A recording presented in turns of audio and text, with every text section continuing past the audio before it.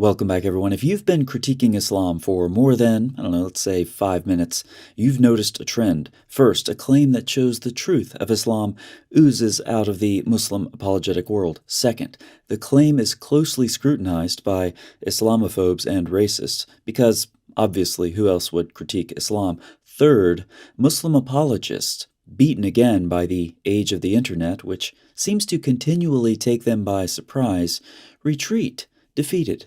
Again. Fourth, we say to the popular Muslim world, I told you so. Let's reminisce. What shows the truth of Islam better than the scientific miracles? As if they thought that it was a slip of the tongue. I'll repeat it again, very carefully. The scientific miracles argument in the Quran got debunked. Yeah? I hope my tajweed was on point. I told you so. Or how about the Quran has been perfectly preserved? The standard narrative has holes in it. That's what I'm going to say. The standard narrative does not answer some very pressing questions. I told you so. Again. But at least the Quran does not allow men to have sex with prepubescent girls. If you look just at the Quran, you will get the indication that you can have sexual intercourse with a 5-year-old. If you just read the Quran, it is halal. It would be halal to have sexual intercourse with a 5-year-old. I told you so. Why do the critics always seem to get it right while the Muslim apologists get it wrong?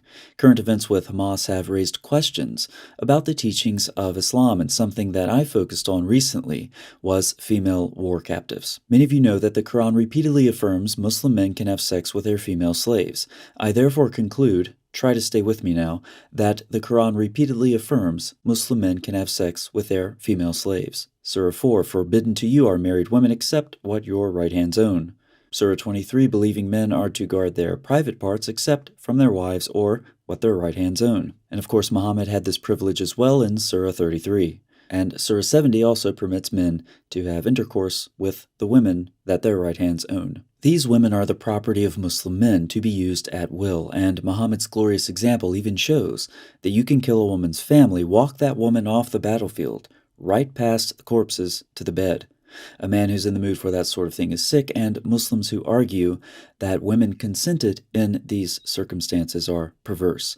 The Islamic worldview really needs to be pressed on these issues, especially as we see them playing out in real time.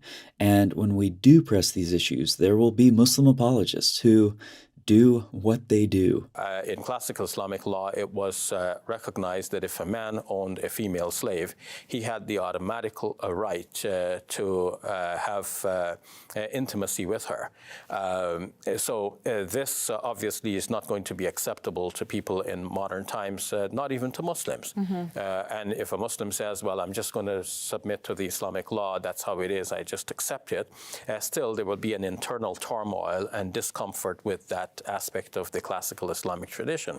And this calls for a certain degree of reinterpretation. So who do you believe, this white Islamophobe or the standard apologetic tactics, of which this is just one example? Or how about a third option? Hear it from someone else. Recently, I came across a video from Professor Swad Saleh of Al-Azhar University. It was posted back in 2014, and it gives us a nice contrast between real Islam and the sanitized Western version affirmed by some apologists. Watching the translated caption is cumbersome, so we'll go right to the transcript. And let me say in advance, I told you so. When Islam emerged, it put slavery into order by limiting it to legitimate wars between Muslims and their enemies. If we fought Israel, which is plundering land and is an aggressor against people and their faith, obviously it's impossible that we will fight Israel, even though Surah 17 in the Quran foretells this, and nothing is beyond the power of Allah. The female prisoners of wars are those whom you own. In order to humiliate them, they become the property of the army commander or of a Muslim, and he can have sex with them just like he has sex with his wives. And from the popular website Islam QA, the female slave becomes permissible by virtue of his ownership after it is established that she is not pregnant by waiting for one menstrual cycle or until she has given birth if she is pregnant. So yes, the Quran does allow female sex slaves. The Hadith, Sirah, and Sharia law all affirm the same thing. Men can use captive women by virtue of them being the man's property. This is Islam, the perfected religion from the great God Allah and his perfect example of a prophet.